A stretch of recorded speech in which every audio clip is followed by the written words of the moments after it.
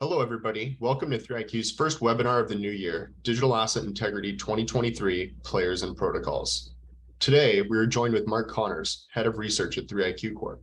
We are also joined with Fred Pye, Chairman and CEO of 3IQ Corp. Today's topics will cover broader macroeconomic themes, digital asset protocols, and other notable concepts related to BTC and ETH as investable assets. To start off, Fred will give a brief introduction and we'll get underway. Thank you. It adds to what we do, which is financial analysis and portfolio management. So we're going to bring all of that up. Connor quickly went through our first number of slides, which were disclaimers. And I think, for the last 40 years in this business, people have always flipped through the disclaimers on their PowerPoint charts.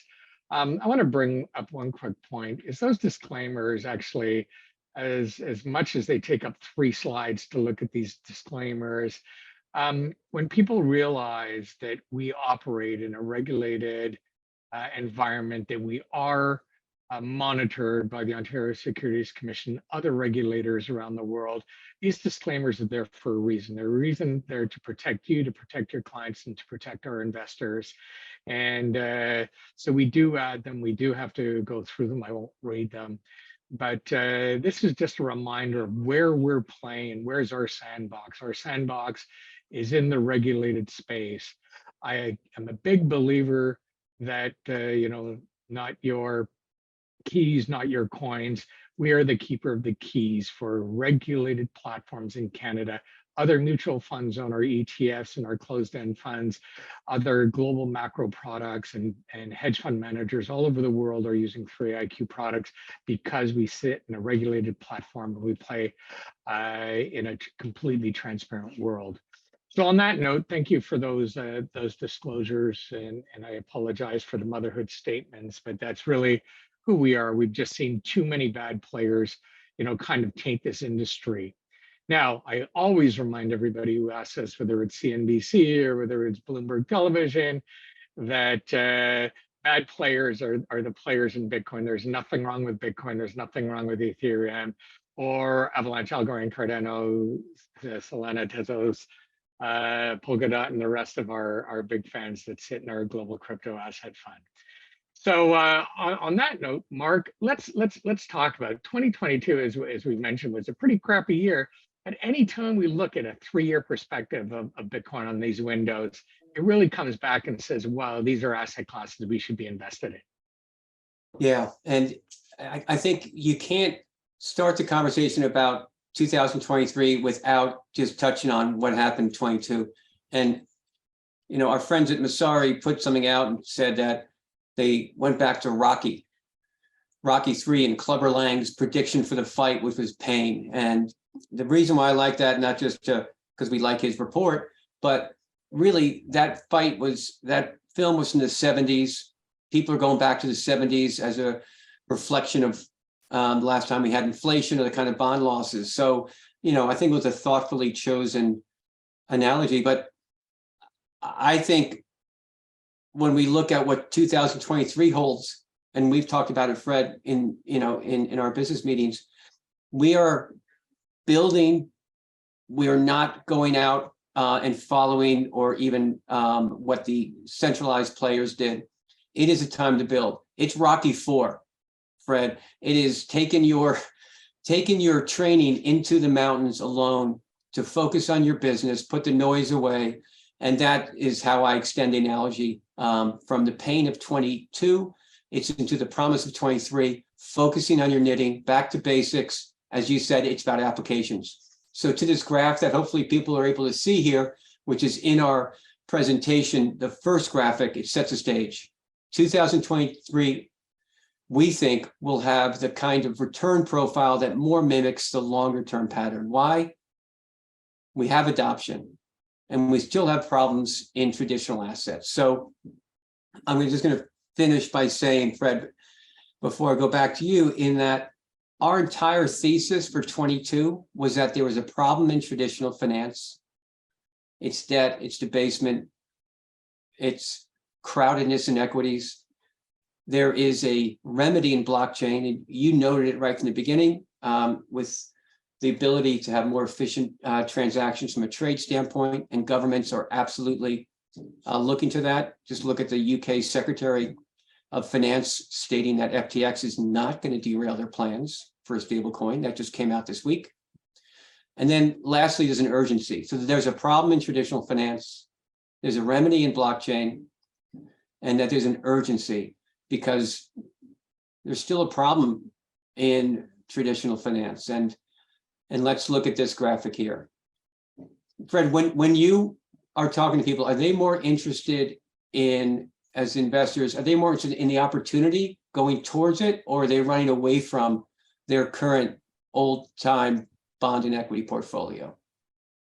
Yeah, we've been in the equity and bond markets, Mark, you and I, for much longer than a lot of people. And as I said, in the last 30 or 40 years, when I was a greenhorn back in the early 80s, we were sitting there and saying, well, the total return of equities are going to be a combination of GDP growth, money supply growth, and then the performance, the actual growth of the companies. So we were always looking for companies that were growing faster than the economies, and that should have kind of been your total return.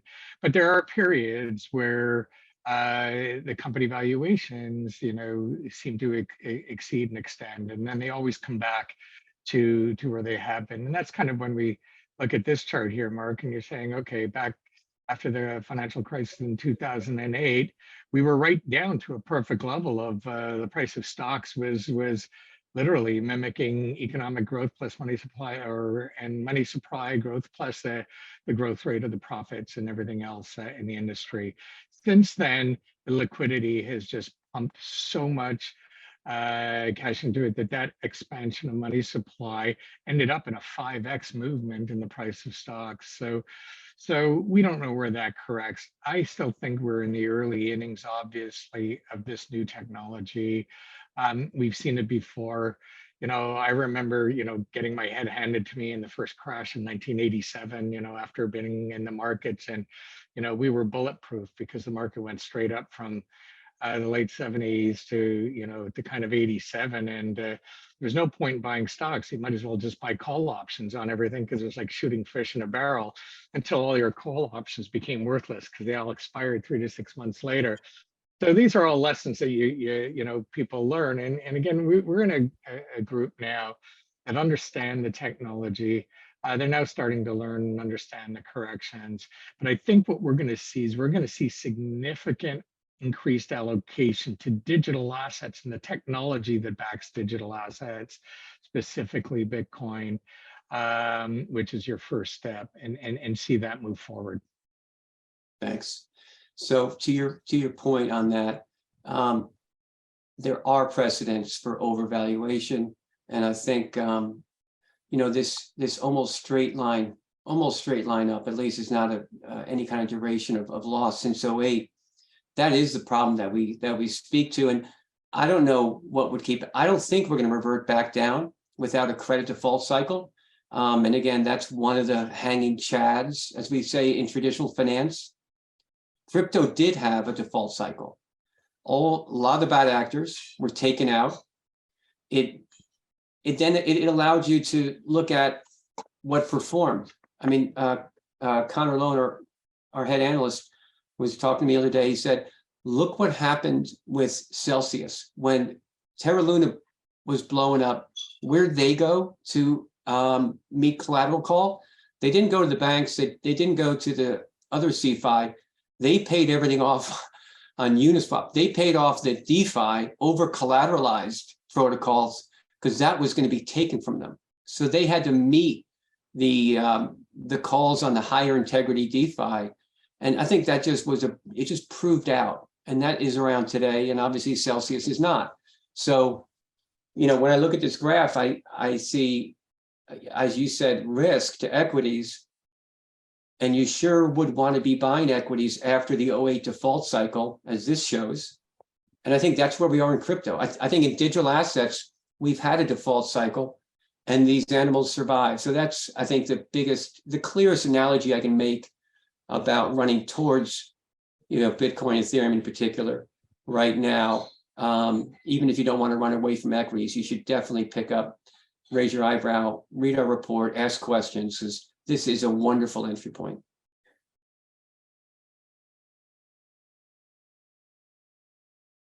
Oh boy.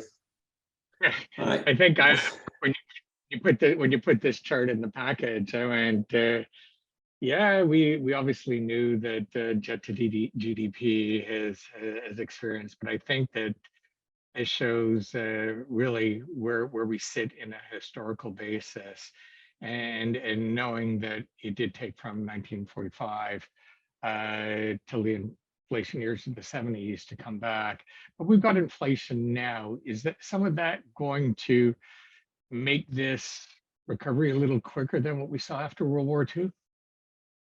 It'll be different. There was a great line by Stephanie Rule, who I don't watch a lot, but she was talking to someone and said, yeah, but this economy is complex. And we all want to speak to unemployment or GDP or single metrics. But the reason I bring this up is to try to simplify it and tell you what you can't do. You can't say that this is like 1970 and the Fed is going to raise rates like Volcker. They can't. You already have, I think debt is a deflationary factor. So it'll bring inflation lower. Not all of it, but it'll act as a headwind to inflation. So that's one reason why we show this graph. The other one, obviously, is to say it's more like World War II from a debt standpoint, but we don't have the population. Very different demographic, Fred, age-wise, as far as birth rates and everything else. So we say that because when people talk about inflation and Fed pivot, again, it's complex, but I think the bulk of inflation for this round is behind us, the height. We've seen the peak in the 10-year, we've seen the peak in CPI, and we'll be coming down. That's at least for the next, call it 36 months. There could be a second round, but that's what disinflation is.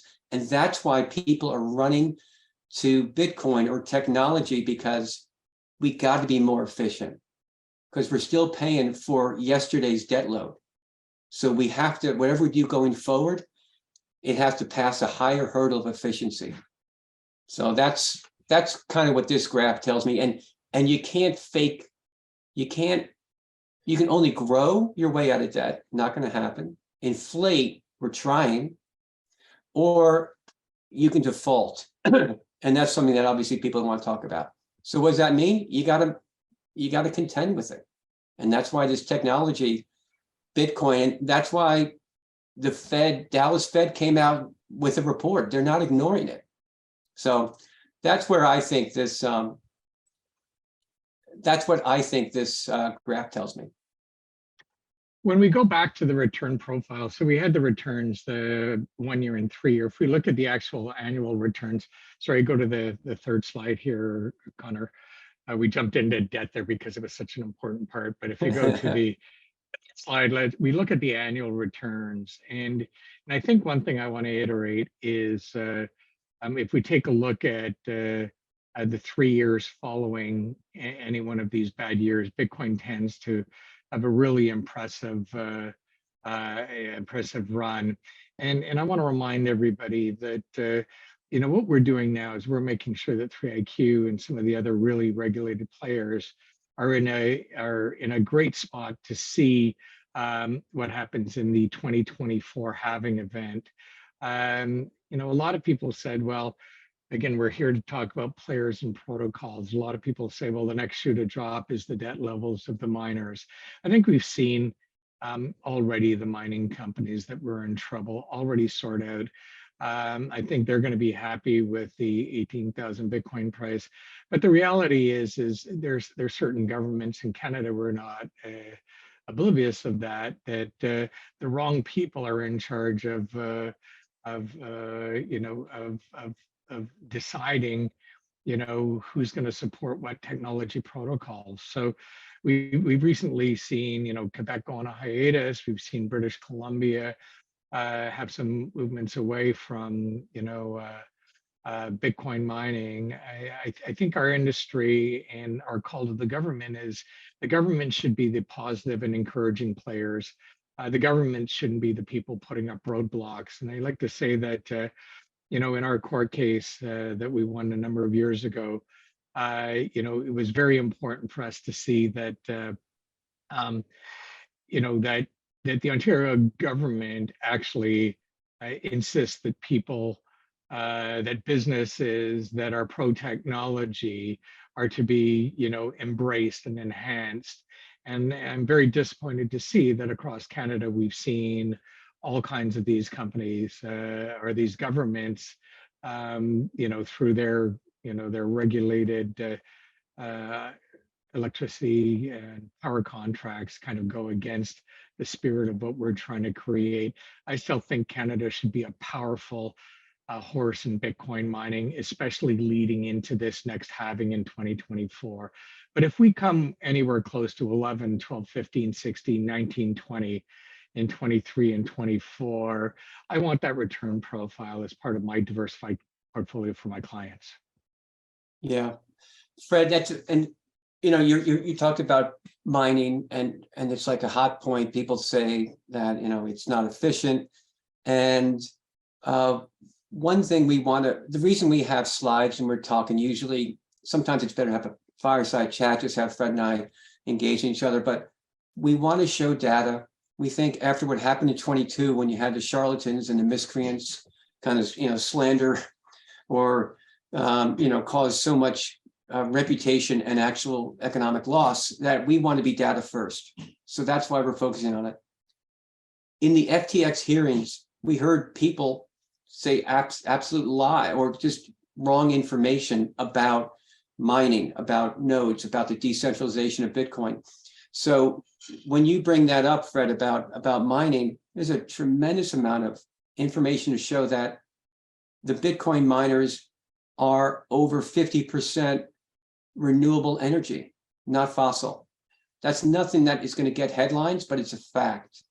And they use technology to do things like do methane flaring at trapped sources. So they're actually potentially carbon negative, if all the data comes in. So I don't know if that's of interest to folks in the call. We can definitely catch up with you offline with some of that information, but we would want to be educating. We do run a business. We have several funds, but we also want to spend times like this educating people, because we learn from the experience too, because in the give and take, we learn new applications, the information, new data sources. I think, Fred, this is the chart that you were looking to speak to about where we are today and what the historical perspective is or context. Yeah. Yeah, no, and I love that. And again, when we did our cross-country tours doing the early education pieces, we would talk about the power of the network, that there's hundreds of thousands of computers that are used for validating. But there's, a healthy group of nodes, and the node shows the strength and the growth and the power of the Bitcoin network. If we look at our next slide, node growth has been absolutely healthy in the last 10 years or 8 years, certainly per this chart. And there's nothing in this that's telling me that Bitcoin's going away or that the networks are dying or that they're not being used. It's the exact opposite. I think, what we're seeing is excellent growth in terms of the power and the security and the stability of the network. Yep. And to pivot back to traditional finance, when you look at a growing treasury load, excess of 32 trillion, it's being supported by a declining number of primary dealers. You're not seeing people signing up to be a primary dealer these days. They have to be cajoled in there, and they don't even have balance sheets. Fred, back when you said we were greenhorned, which I love that term, I can tell that you're an outdoorsman, a true Canadian outdoorsman, versus my New York City suburban upbringing. And when you look at the primary dealers, when we started, there were like 50. People were dying to become a primary dealer with those 15% yields and the big, spreads between trading. Those are gone. There were 50 primary dealers when we started in the business. There are 25 now, and most of them are just placeholders. They don't even warehouse any debt. They don't have any big balance sheets. So growth here, and not growth in the traditional area. It's very But fragile. when we talk about these nodes and this node growth, you're going to see that the dark gray one there is something .onion. So onion nodes, these are what we call private nodes, Mark. And these private nodes, it's mostly businesses, for example, that mask their IP. So for example, Coinbase, our custodian in a number of our different products, Coinbase may run, I don't know the actual number of nodes that they'd be running, but they'd be running many nodes to make sure that everything is kosher and copacetic across the industry. And I think that that's where, everybody takes a look at it, and it's across, many different blockchains. Yeah. So the next, obviously, I always come across as a bit of a Bitcoin maxi. However, for public record, I own Global Crypto Asset Fund is where I choose to put a lot of my shekels. But somebody who's gone away from nodes and proof of work is Ethereum. And let's take a look at Ether and the Ether network and the pricing of these two, Mark. Okay. So the reason we included this, we think Ethereum gets Player of the Year, Protocol of the Year, because in a down year they kept the focus of the programmers and analysts, and they were able to get the merge done. So 1559 got done, and we think it, besides just hitting the mark, the fact that that inflation rate dropped as a function of the change in burn and supply of the coins going from proof of work to proof of stake, that really was a shot in the arm to the community, because they were obviously, it's been in the works for years. So that getting that over the tape or over the line and on the tape was a big boost. And I think, besides looking at this line, what it means is that for the first time in a crypto winter, Ethereum held its own against Bitcoin. Very unusual. So it looks like now, instead of having a unipolar market, you now have two different protocols that hold their own and are getting adoption. I think that's the major difference in this crypto winter. You're coming out with really two leaders doing very different things. What was that number, Fred? We were banning about something like 11 trillion of transactions, I think, on the Ethereum network in 21. The last year where it's compiled, we haven't had 22 figures yet, more than Visa. And I think that's kind of the key of where we were going. I remember in the early days when people were trashing Bitcoin, they were saying, "Oh, well, the Bitcoin network can only do X number of transactions, and Visa can do so many more transactions themselves. So where's that new money?" Well, first of all, with Lightning Network and the adoption of Lightning Network and everything that's going on in Bitcoin gets bigger and stronger. But what Ethereum has done with their 11 trillion transactions this year is shown that, again, the word for 2023 is applications. How many applications? We talk to all the major blockchains that we invest in and obviously stay on top of our due diligence with them. And again, the number of projects that they actually have requests for proposals, it's almost physically impossible for them to work on as many applications as there are in the world, which are virtually infinite at this time.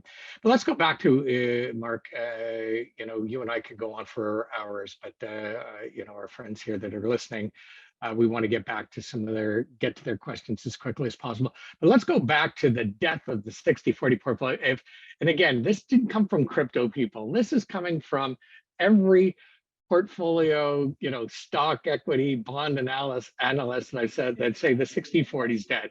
I'm not one of these alarmists and say, hey, throw in the towel of 60/40, whether it's 60/40 bond stocks or 60/40 stocks bonds, 60/40, let's just throw 3% into digital assets, which is, again, would be part of a commodity play. But let's take a look at the 60/40 and what the enhanced with Bitcoin has looked like.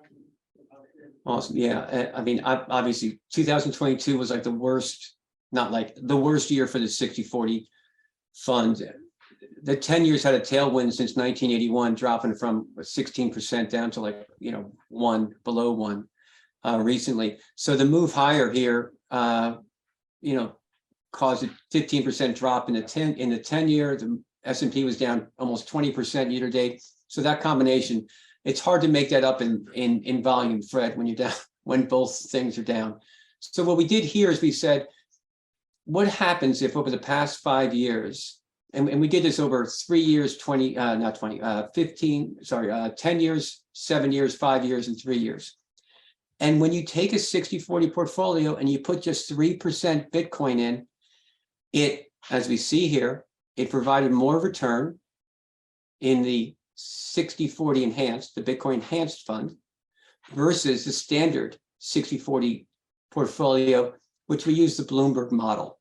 The Bloomberg model uses the large cap equity and then the Barclay Ag index.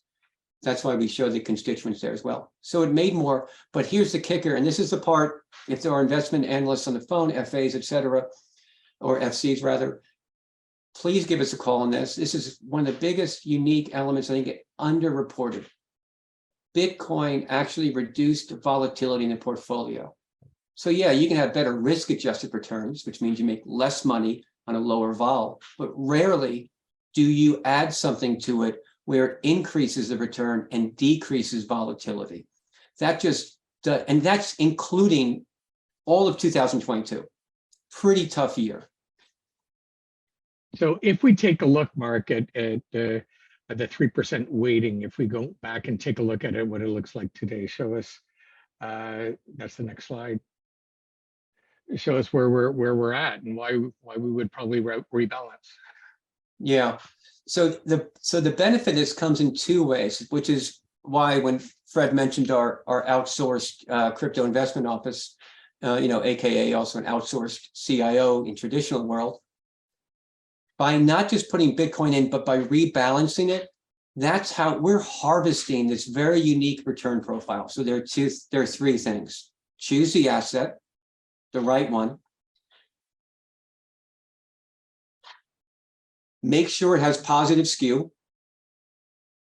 right one from a return standpoint. Make sure it has positive skew, which is how it gets that return. And then you have to harvest it by constantly rebalancing it, because it will pop all over the place. So let's tell you in 3 pictures what we're talking about. We start out every quarter with just 3% Bitcoin. Whether it goes up or down, every quarter we're going to make sure that we have 3% Bitcoin, 38.5% of that bond ag, which really hasn't helped a whole lot, and 58.5% equity. Every quarter we're doing that. When we did that for 20 straight quarters, starting December 17, on the right is what we got. We got a 7.9% annualized return, as you saw in the previous graph. And that 7.9% annualized return, 21.6% of it came from just 3% of the portfolio. That's why we say Bitcoin punches above its weight. And the equity provided a little bit more than its weighting because bonds were zero, effectively. So that's the story. And the next part gets a little wonky. So Fred, please help me if my tin hat gets a little tight on my head and I don't make much sense. Well, that's why, Mark, we're leaving this as our last slide here to talk about your skew. So talk about the skew and where that skew is important, what we're probably looking at going forward. So when we looked at that red-green graph about the returns over time and how every 4 years you get a down year, it's far from the happening. There's some technical issues. There's adoption lags. This Bitcoin is an exponential grower by definition because it's better rendered on a logarithmic graph. Well, when we look at the returns, again, over any 3-year rolling period, it doesn't have to be 4 years, it can go as little as 3 years, its returns punch more to the right, to positive. In a normal distribution, you have a mean, you have down days, up days, all about the same. That's kind of like equities, a little bit. Equities to the right, it's quasi-normally distributed, 2.8% on average. You might have a up 14% quarter, a down 11% quarter. But in Bitcoin, look at Fred just circled the tail there. You have a low teens mean, but you have potential for a 230% quarter versus only a down 60% quarter. That's fact. This isn't making up perspective. So if you kind of have a bit of an imagination, you can see how this might be even like a logarithmic scale, like a curve. And that behavior is what gives rise to the diversification benefit. This doesn't behave like other assets. So we think, like when Fred showed the node adoption, we think it's growing. Traditional finance is kind of captured in the old lagging, low birth rate, aging population, heavily indebted world, tough to find growth. Only a few companies can do it. That's why the equity indices are so concentrated. But here we have a lot of people diving into very proven protocols, Bitcoin, Ethereum, developing others. And that's why, Fred, you have this punch to the right, more likelihood on the upside than downside. So we'll stop there, put my hat on the shelf and my tin hat on the shelf and say that it's a unique asset. It's been through the ringer because of bad actors in 22, but it came through in flying colors, we think, still printing blocks, getting higher, rate of adoption. Great, and thank you, Mark, and thanks for that. So we got like 7 minutes left. I want to answer a couple of questions that have come on. A couple of things I also want to say that on the regulator side, you know, we do ask people to put in their names. Normally we cross relate those to the investment advisory firm that people work with if these are advisor related presentations. So normally if you come in with an incorrect name, you're not going to be able to stay in, and that's part of our responsibility of making sure information is getting out to the right people. The same with questions. We have a couple of questions here, and I want to answer these questions in kind of the order they've come in. So there was one question: why did 3iQ transition our funds to Coinbase custody? We left Gemini right before the earn issue with DCG. Let me start off first with saying that at Gemini, Gemini's custody and Gemini earn are two completely separate properties. The people that have money custodied at Gemini, we believe, are still custodied at one of the top three custodians in the world. The policies and procedures and everything that Gemini has done for 3iQ and has done for the industry has been wonderful. And Cameron and Tyler, that are obviously outspoken on what's going on in terms of, we talk about the players and protocols. The people at Gemini are the good players. The protocols that they got involved in with Gemini Earn was obviously had more to do with overlending to a DCG property, a Genesis, that came back and has bit them in the back end.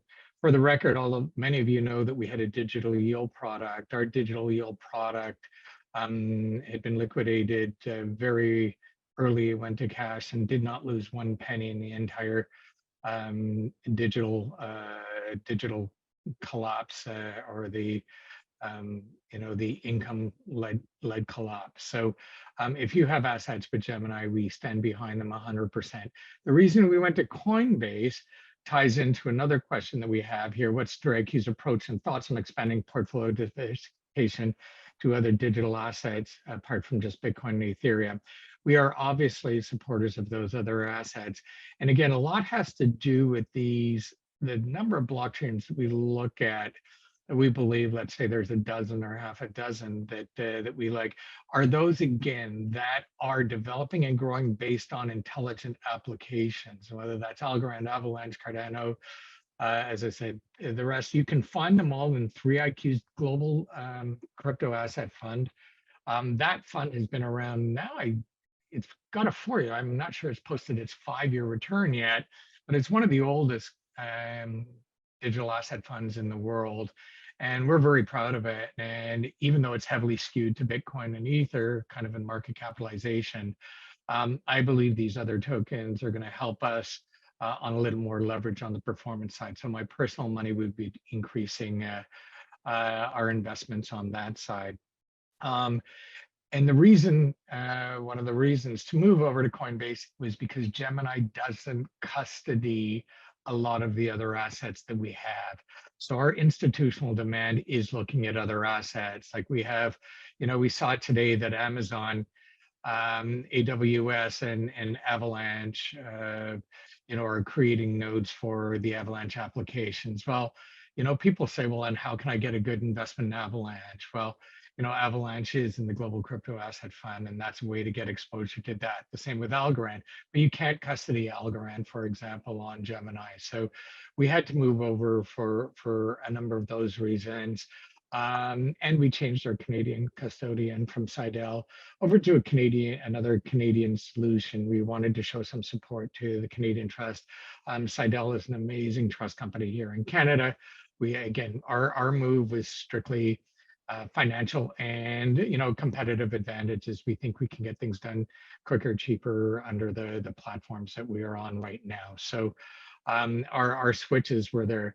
But to bring that up, when we also start to see a lot of the talk about Silvergate Bank.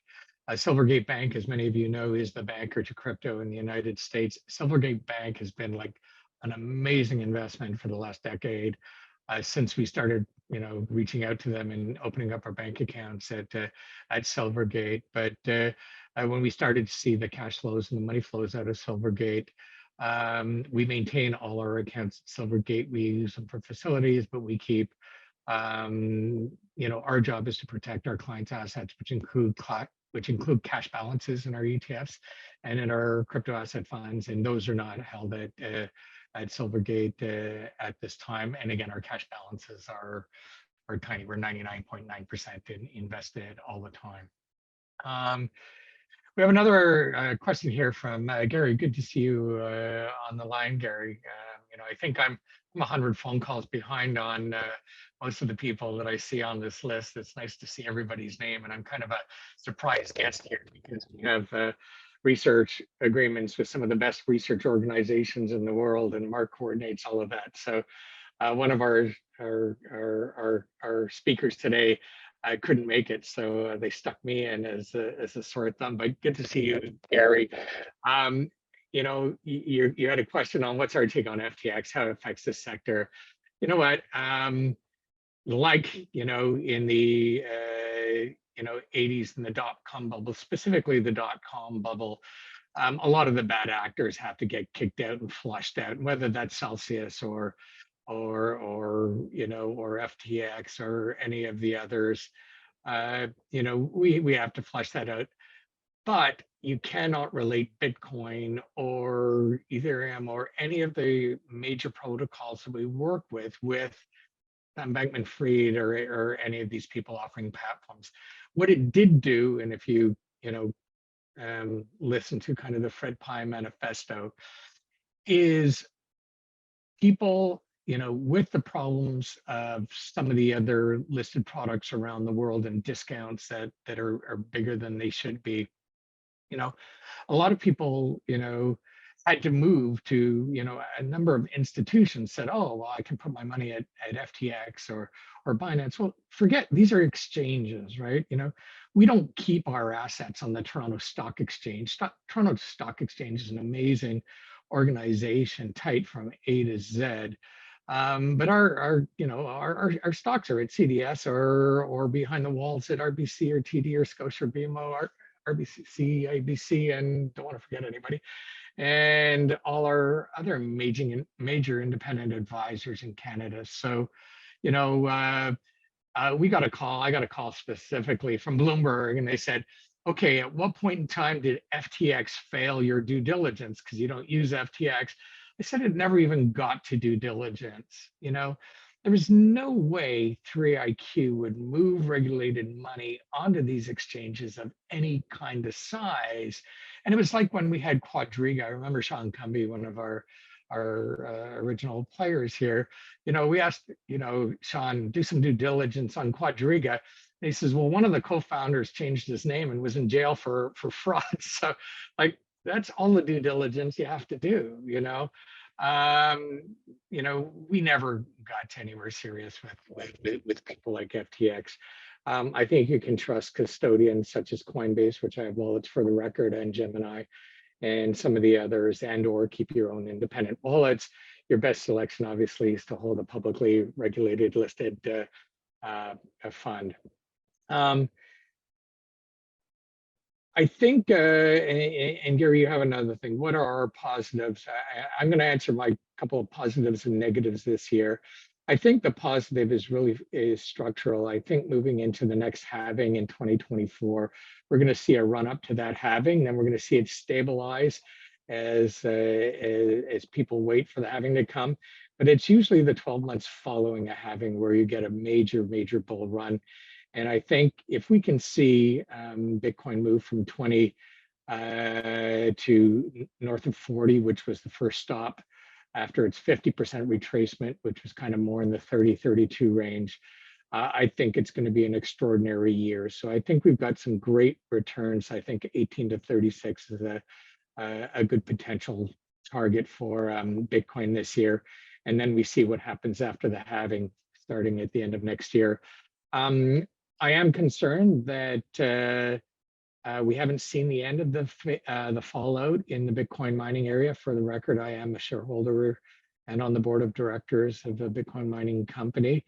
I'm tied very closely into what's going on. I do think that the ones that you see that you have to be warned about, that have over leveraged ones, and the people that had loan programs with some of the people such as Genesis and some of the others are the ones that you're going to have to be careful of. But I think, the scary players are being cut out. I think, the adults are now in the room. The adults are taking over. I love to see the Fidelities and the big, the VanEck and the Arc and the big players in the room taking over the responsibility for this industry. You haven't heard the last of 3iQ. 3iQ has a number of really significant projects worldwide to kind of get Canada back up on the scope. And we love to see Canadian investment advisors come back. We haven't seen that. And Mark, those are my negatives and positives. How about yours? And I think we'll leave it at that.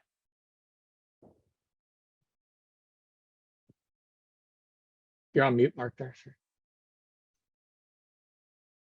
Thank you, Fred. We had a coffee maker in the background. I had to drown that out here. I think that the default cycle that digital assets went through makes it a lot easier to invest from a selection standpoint and from a performance standpoint. So that's the biggest positive. As far as a negative, I think we really don't know what trading volumes are like normalized. We had a tremendous run up. I mean, most equities and crypto are down to 2020 levels. Exchanges, lending platforms made things easy. Binance is now by far the largest exchange out there by multiples. You have other folks like 24 Exchange in the US trying to, come in and take share. So I think that's the question, is really on trading volumes. And that's for active trade management. For our products and for our investment thesis, that's, volatility is the price you pay. So I think that's the biggest negative, is monitoring that vacuum of liquidity. Great. We have a couple more questions I want to answer quickly here because we've taken enough of your time. One is, what's our position on privacy coins? Our agreement with the Ontario Securities Commission from a very early on stage is traceability is the #1 priority with both our stable coins and the products that we deal. So privacy coins like XMR, like Monero, and a bunch of others, Dash, Zcash, all of those others. We won't be putting public products around of those. We are obviously not in favor of using our platform for any sorts of money laundering or criminal activity. But I'm not saying there's not a use case for it, a legitimate use case for it, but it's not something we'll ever be playing in. And next question, I'm going to leave the research question so you can tell what we're doing research institutional wise, Mark, because I think we're rapidly becoming one of the best research groups. But we did talk about Coinbase and Tetra Trust and what we're doing. And what our Coinbase Tetra Trust has done is opened us up to the ability to launch a significant number of ETFs of different products in the Canadian market. Right now, we just don't have the demand to launch those products, but if we see the market start to come back, you can expect to see a flurry of global products come out from 3iQ. The reason being is we believe we have the best platform. Our tracking of our Bitcoin and our Ether ETFs are so much better than, our competitors. Certainly, we've got great competitors in Canada, but certainly around the world in terms of ETPs and everything else, I think we do a better job of tracking at a lesser cost. So we still think we've got the best solution worldwide. So you can expect many of those others to come out, and we'll take it there. But if you want to know which ones that we support, please go to our website, take a look at the Global Crypto Asset Fund, and you can see our other layer 1s, layer 2s, and layer 3s in our hedge fund that we own. Most likely we'll only still be working with the OSC for layer 1 protocols for new ones. So thank you for your time. Mark, let's leave it to you. Talk about our research and what we're doing between you, Connor, and your team, which has been a great job. Great, thanks. Well, I think, Fred, we've spoken a lot about the fundamental approach and just saying that there's a problem and it's structural and it's terminal. And so we're trying to get people off the dime. I guess folks say it's getting off zero. So we have that fundamental research so that your sales force and your client base can engage it.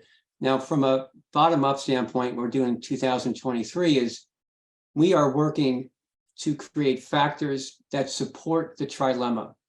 If you want to invest in bonds, you have to do your credit work, EBITDA, you have to look at a company's financials, you have ratios, you have financial statement analysis and the like. For digital assets, a little different. You have fundamental work, looking at some of the problems that the applications solve. But you also have on-chain data, something that you don't have in traditional assets. So we are in process of onboarding this data to create our own factors to support each of the degree of scale, decentralization, and security that each protocol meets. So that's our goal for 23. We have a nascent effort going on right now. But what we also do is work with clients directly, given my risk management background, on how to look at a portfolio of traditional assets with just a little bit of Bitcoin or Ethereum. What metrics are best used to explain the risk and reward profile? So those are the two major things: traditional portfolio assessments and a more aspirational factor-based approach to demystifying the trilemma for clients. Great. On that note, Gary, Bitcoin just crossed over 18,900. We've done our job to pump it over our conference call. Thank you very much, everybody, for showing up today. Please write to me, engage me if you can. All of you, thanks for your great questions, and it's great to see you. And feel free to reach out and have Mark on your speed dial and ask him any questions you need. He's also available to do client presentations and client products anytime you want, client webinars. So thanks everybody for joining us. Mark, thank you for having me on your webinar. Thank you, Fred. You bet. Take care, everybody.